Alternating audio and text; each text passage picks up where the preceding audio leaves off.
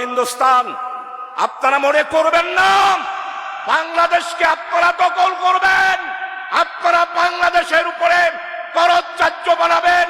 আমরা 18 কোটি মুসলমানের রক্ত থাকতে বাংলাদেশের স্বাধীনতা সার্বভৌমত্ব আমরা কোনোদিন বিসর্জন দিতে দেব না।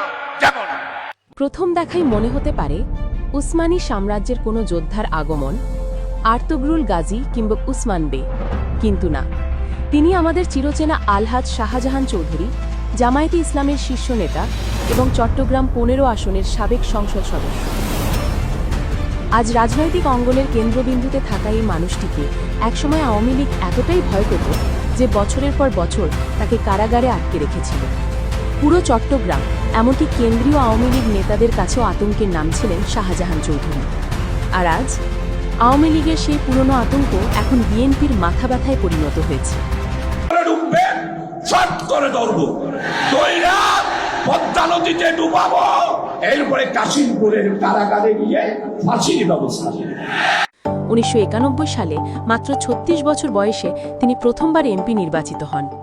এরপর 2001 সালেও জনগণ তাকে আবারও বেছে নেয়। দীর্ঘ রাজনৈতিক পথচলায় তিনি 3 প্রজন্মের মানুষের হৃদয়ে জায়গা করে নিয়েছেন। পুরো বাংলাদেশ তাকে চট্টগ্রামের সিংহপুরুষ বলে সম্বোধন করে।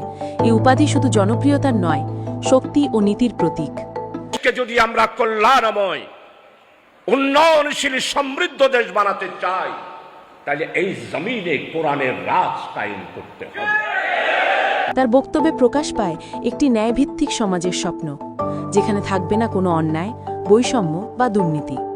দীর্ঘ কারাজীবন পেরিয়ে তিনি আবার ফিরেছেন নতুন উদ্যমে, নতুন আলোয়।